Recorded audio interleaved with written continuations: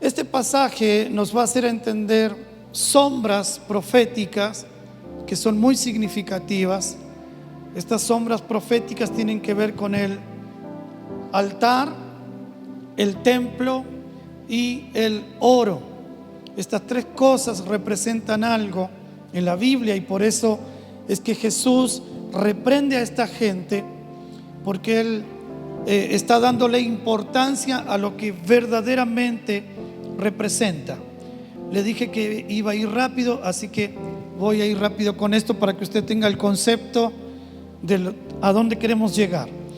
El oro representa la incorruptibilidad. Cada vez que usted ve algo en la Biblia que aparece de oro, eso representa incorruptibilidad, porque el oro es el único material que no se corrompe. El oro es el único material que no se echa a perder, no se corrompe. Todo lo demás es corrompible, se corrompe, pero el oro es un mineral que no se corrompe. Cuando Jesús nació, a Jesús le trajeron una ofrenda de incienso, mirra, y dentro de eso también venía oro. ¿Por qué? Porque eso representaba que Jesús iba a tener una santidad, una pureza, un espíritu incorruptible. Entonces, por eso es que le ofrendaron oro ahí en el pesebre cuando él está siendo un bebé. Le ofrendan mirra, porque mirra era la representación de el olor, que usted se va a dar cuenta conmigo que es olor fragante, es la ofrenda a Dios. Y el incienso, que también tenía que ver con lo mismo. La mirra apuntaba a la muerte con la que iba a morir Jesús crucificado. El oro, la incorruptibilidad, y el incienso, la ofrenda, su vida entregada por todos nosotros. Amén. Entonces, esa simbología profética que estaba en Jesús se estaba manifestando y cumpliendo en él, pero estaba representada en el templo, en el altar y en el oro que tenía el templo adentro. Ustedes saben que el templo de Salomón fue el templo más caro de toda la historia de la humanidad, por la cantidad de oro que se le metió a ese templo, piedras preciosas y un montón de cosas. Pero ese templo representaba a Jesucristo. Por eso tenía que ser hecho de esa manera. Tenía que tener oro adentro, porque eso representaba que Jesús no se iba a corromper, Él no iba a pecar, Él no se iba a desviar del propósito, Él iba a ser incorruptible. Por eso Él nos dejó a usted y a mí un espíritu incorruptible. ¿Por qué? Porque Él fue fiel hasta la muerte. Amén. Entonces, cuando entendemos que el oro representa la incorruptibilidad, vamos entendiendo por qué Jesús le dijo a estos religiosos: ustedes son ciegos y son insensatos, porque ¿qué es mayor, el oro o el templo? Mire la pregunta. ¿Por qué? Porque la gente decía: si ustedes juran por el templo, pueden jurar por el templo, pueden jurar por el oro del templo, pueden jurar por el altar, pueden jurar por la ofrenda sobre el altar, pueden jurar sobre el cielo. La gente tenía la costumbre de hacer juramentos y respaldaban el juramento usando alguno de estos elementos: el templo, el oro, el altar, la ofrenda, el cielo.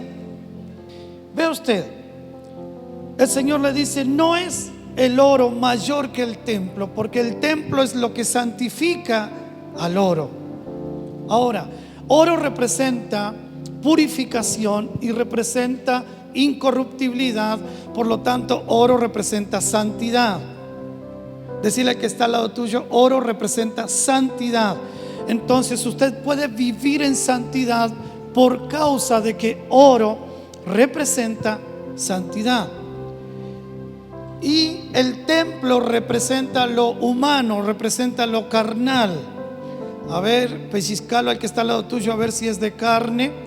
Y si es de carne y te das cuenta con ese pellizcón, te vas a dar cuenta que ese es un templo de carne. El oro es espiritual, El oro es incorruptible, el oro es la santidad, pero el templo es lo exterior. El templo es lo natural, el templo es lo carnal. El templo es lo que usted mira en el espejo cada vez que se afeita, en el caso de los varones, cada vez que se maquilla, en el caso de las mujeres. Eso que usted ve cada vez que usted se arregla delante del espejo, eso es el templo, es lo exterior. Pero lo interior es la incorruptibilidad, que es el oro, la riqueza espiritual que Dios ha depositado dentro de usted. Cristo estaba metido dentro de un cuerpo humano.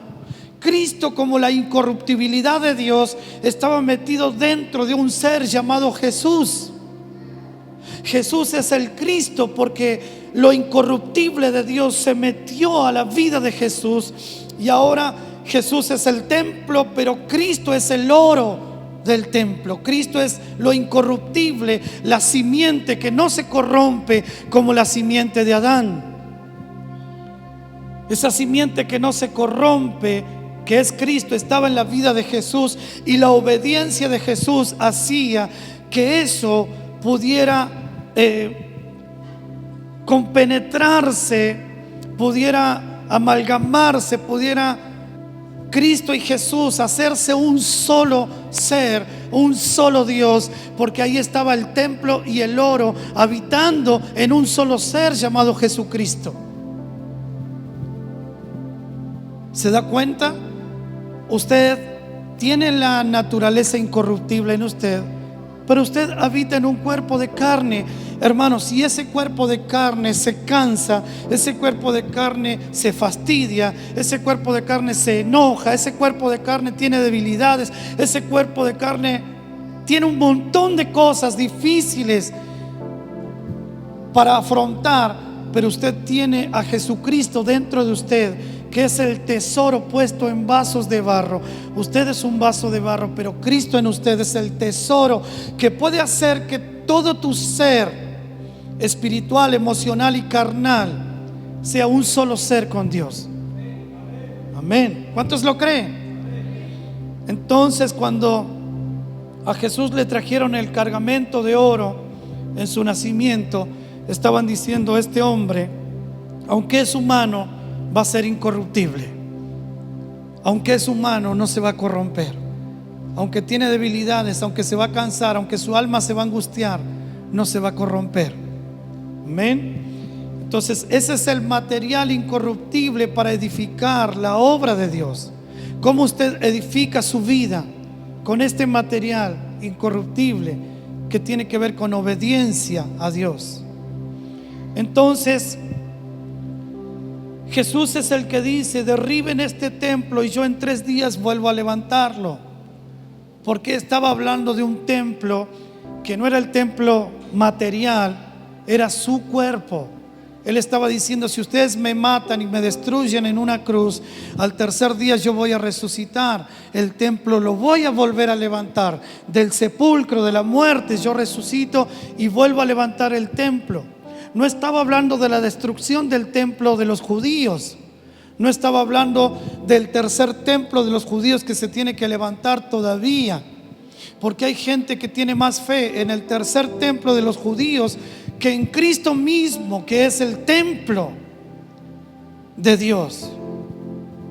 Cristo es el templo de Dios, restaurado y levantado. Es el que resucitó. Entonces Él le dijo a los religiosos: ustedes derriben este templo y yo en 3 días lo vuelvo a levantar.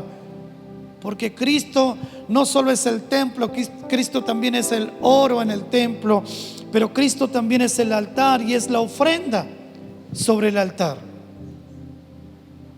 Cristo es eterno, pero Jesús tiene un poco más de 33 años para vivir.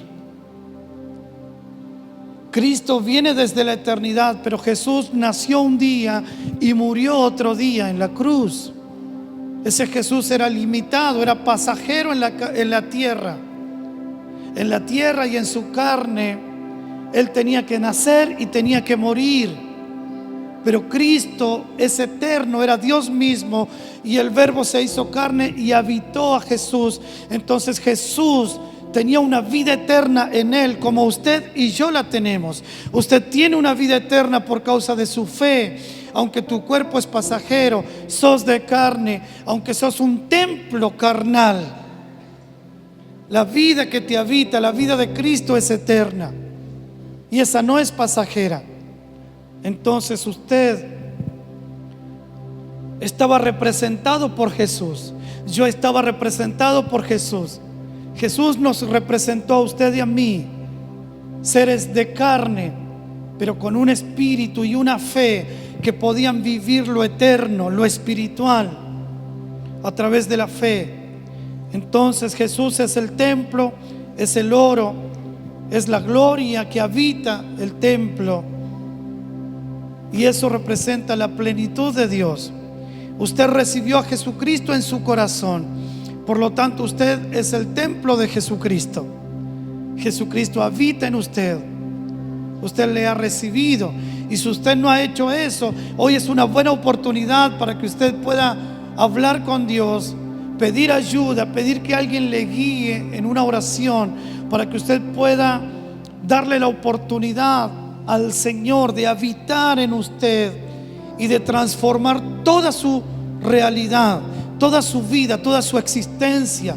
Todo su ser será transformado porque Cristo viene a habitar en nosotros. Ya no es un Dios que está fuera de nosotros, es un Dios que está dentro de nosotros. Ya no es un Dios que está en el cielo y nos tiene olvidados y abandonados, un Dios indiferente a nosotros. No, es un Dios que quiere venir a vivir en nosotros, a habitarnos y a poder cambiar toda nuestra realidad. ¿Cuántos creen eso? Amén. Entonces, el templo dejó de ser el de Salomón, y el templo hoy es usted y yo. Nosotros somos el templo de Jesucristo. Ve usted, hablando de el altar, Jesús le dijo no solo que aprendieran el significado de lo que era el templo y el oro y lo que habitaba, la gloria que habitaba el templo, eso representaba la plenitud de Dios, sino que también le dijo: ¿qué es mayor, el altar o la ofrenda? Mire la pregunta, dos preguntas claves. ¿Qué es mayor, tu espíritu o tu cuerpo? ¿Qué es mayor, el altar o la ofrenda? Por supuesto que el espíritu. Por supuesto que el espíritu es lo que santifica al cuerpo. Por supuesto que el espíritu es lo que provoca que tu carne sea un sacrificio vivo, agradable a Dios. Es tu espíritu. Entonces el Señor pregunta: ¿qué es mayor, el altar o la ofrenda? Si la ofrenda es santificada por el altar, entonces el altar es tu espíritu y la ofrenda es tu cuerpo. El altar es lo que Dios puso, Cristo puso dentro de tu espíritu, y la ofrenda es tu cuerpo. Entonces vamos a Primera de Reyes 18, versículo 30. Primera de Reyes 18, 30. Mire lo que está haciendo el profeta Elías acá. El profeta Elías tiene que confrontar a los profetas de Baal y a los profetas de Acera. Eran los que comían en la mesa de Jezabel. Eran falsos profetas, eran brujos, para que usted me entienda mejor. Eran los brujos de la época. Eran los que manejaban el destino de las personas, adivinando con espíritus de adivinación, diciéndole a la gente lo que le iba a pasar, lo que iba a venir sobre ellos. Entonces esta gente desafiaron al profeta Elías. Hay un desafío ahí de Elías hacia estos hombres que eran falsos profetas. Eran 450 de Baal y de Acera. Mire la cantidad de profetas. Y este hombre estaba solo. Elías estaba solo. Pero él entiende algo, que había un pacto de Dios con su pueblo, con Jacob, con Israel. y tenía que ver con un altar. El pacto de Dios tenía que ver con un altar, y Elías se da cuenta que ese altar tenía 12 piedras y estaba desarreglado, estaba caído, no estaba arreglado. El altar no estaba en su lugar. Hermanos, Elías arregló el altar, puso 12 piedras representando las 12 tribus, y ahí estaba él poniendo el buey, la leña, el fuego. Y los profetas de Baal estuvieron de la mañana todo el día, se rompieron todos los brazos, se lastimaron, derramaron sangre, porque ellos querían que viniera fuego del cielo, porque el Dios que respondiera con fuego del cielo iba a ser el Dios verdadero. Y no pasó nada. Entonces Elías se burlaba y le decía: posiblemente tu Dios esté durmiendo la siesta, capaz que tu Dios está descansando, tendrían que buscar un poco más. Y ellos seguían buscando y decían: Baal, respóndenos, y clamaban, y no hubo respuesta. Pero Elías, cuando arregló el altar, puso las 12 piedras y le dijo a Dios: yo hice todo esto porque tú me dijiste que lo hiciera. Yo arreglé el altar porque yo entendí que el poder del altar era lo que iba a traer fuego del cielo, lo que iba a manifestar la voluntad de Dios. Y sucedió así. Vino un fuego del cielo,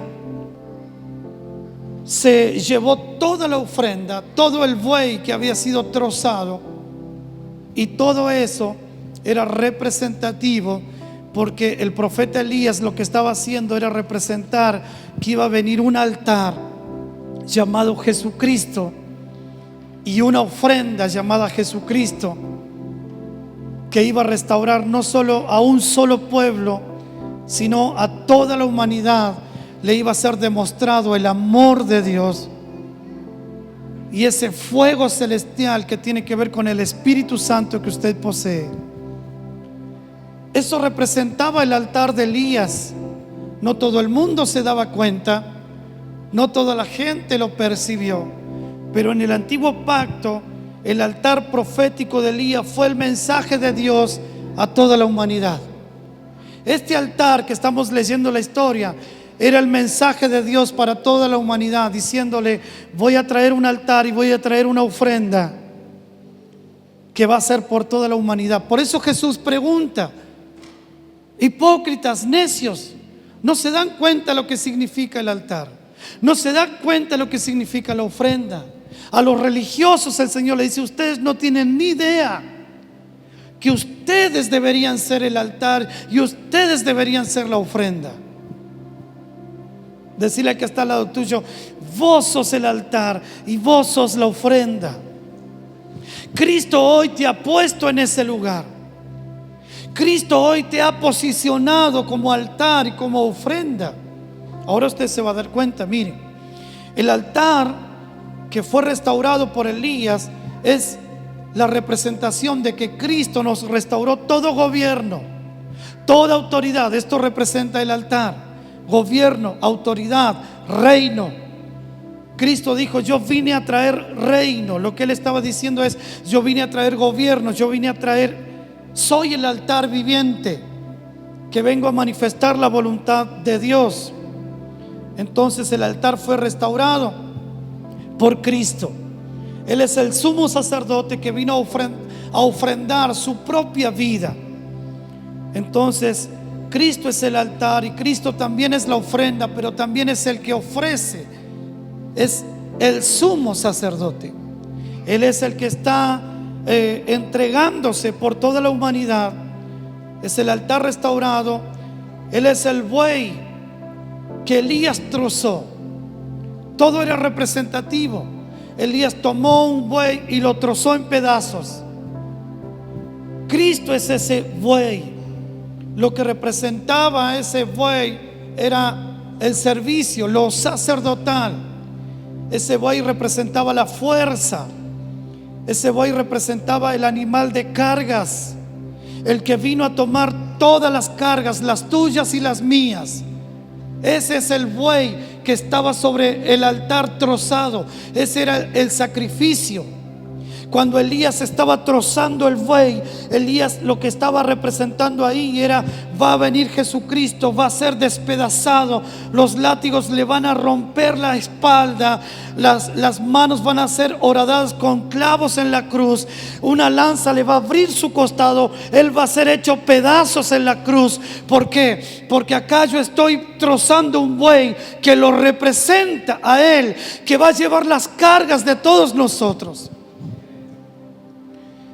Entonces el altar es mucho más importante que cantar canciones. El altar es mucho más importante que tocar melodías. El altar es mucho más importante que decir frases de amor. El altar es Cristo mismo, es el buey trozado y despedazado por tu vida y por mi vida. Eso es el altar y eso es la ofrenda.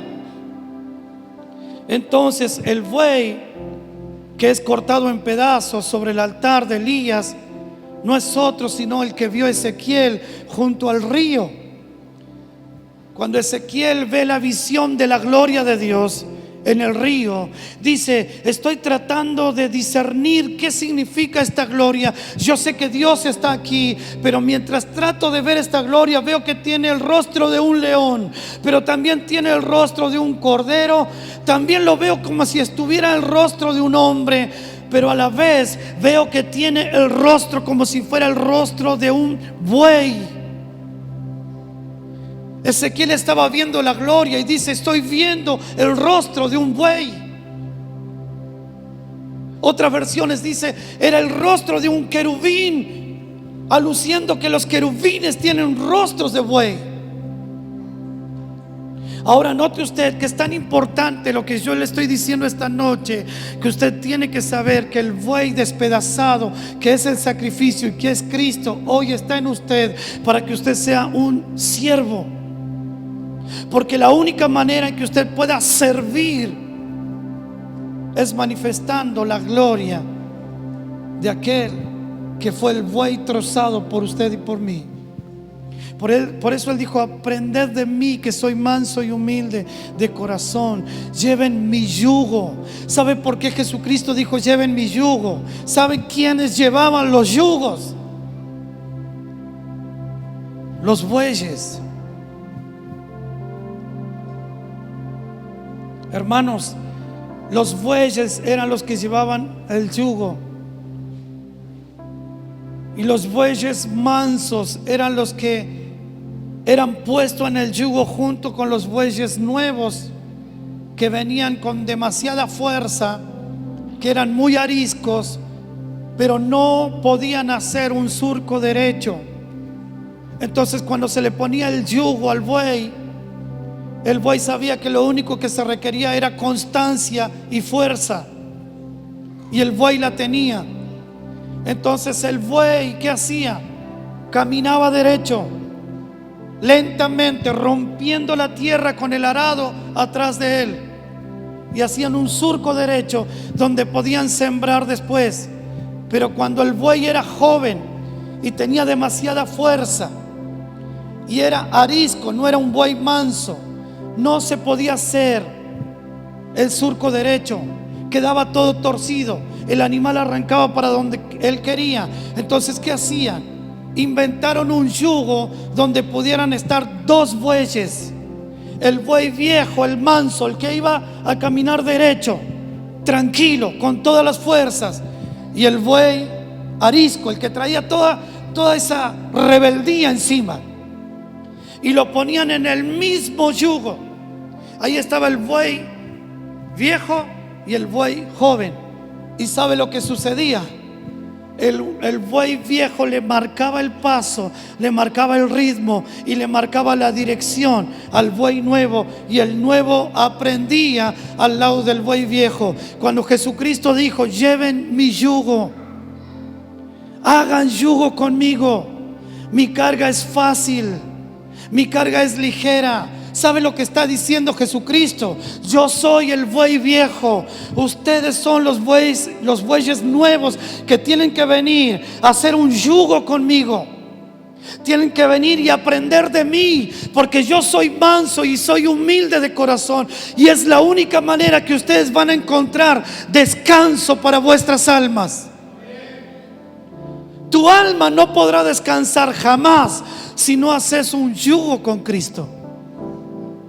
Jamás vas a poder estar tranquilo, jamás vas a descansar. Siempre vas a estar estresado, siempre te va a trabajar la cabeza, siempre te van a trabajar los pensamientos, siempre vas a estar alterado, vas a estar enojado, siempre tu carne te va a superar. Y eso es porque no hiciste un yugo con Cristo todavía.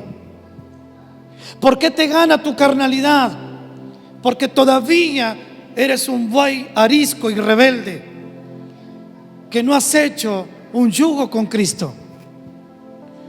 Y perdóneme que sea tan franco, tan directo, pero si usted no hace un yugo con Cristo, usted siempre estará en la misma, esperando que Dios venga a levantarlo de su caída emocional, de su caída carnal, de un alma cargada.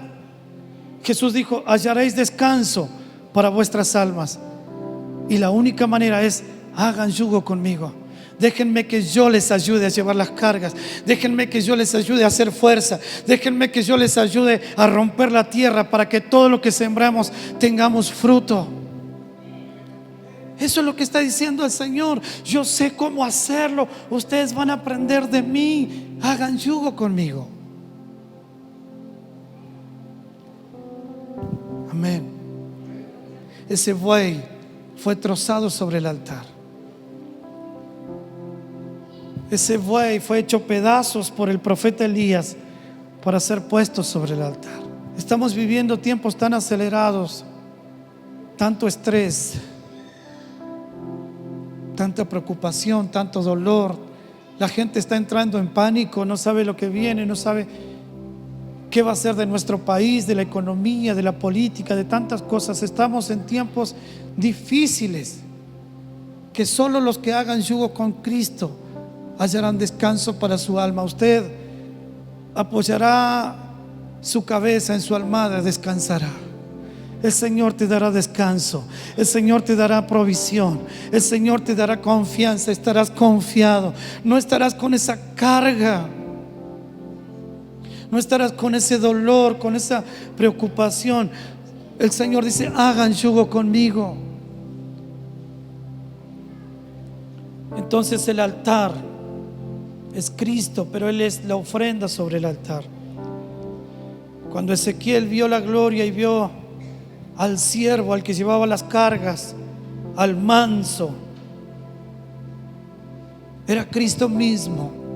Ese rostro de la gloria era el buey. Efesios 5:2 dice: andad en amor, como también Cristo nos amó y se entregó a sí mismo por nosotros, ofrenda y sacrificio a Dios en olor fragante. Efesios 5:2. Andad en amor. Mire, hermanos, la única manera de manifestar el altar, la ofrenda, el olor fragante es amándonos. No es cantando. No es cantando. Uno entendió que cuando canta expresa amor, ministra amor. Hermanos, pero no podemos cantar ministrando amor a Dios y odiar a la gente, menospreciar a las personas, discriminar a los hermanos, creernos superiores que los demás. Es imposible, porque si no, no hay altar, no hay ofrenda y no hay olor fragante. Entonces dice el apóstol Pablo a los Efesios: andad en amor, como también Cristo nos amó. Es el amor que Cristo se entregó por nosotros, y ese amor es el que está depositado en usted. ¿Cómo se entregó en amor por nosotros? Como ofrenda y como sacrificio a Dios en olor fragante. Ofrenda, sacrificio y olor fragante. ¿Sabes dónde lo manifestas? Amando a tu hermano. Ahí se manifiesta que sos un altar, que sos una ofrenda, que sos olor fragante, porque aprendes a abrazar con amor no fingido, con amor puro. Aprendes a amar, aprendes a perdonar, porque sos un altar, sos una ofrenda y sos olor fragante. Y así como Cristo nos amó y se entregó por ese amor, aprendemos nosotros a amarnos. Entonces el altar, la ofrenda y el olor fragante no se manifiesta solo cantando canciones, se manifiesta amándonos los unos a los otros. Amén.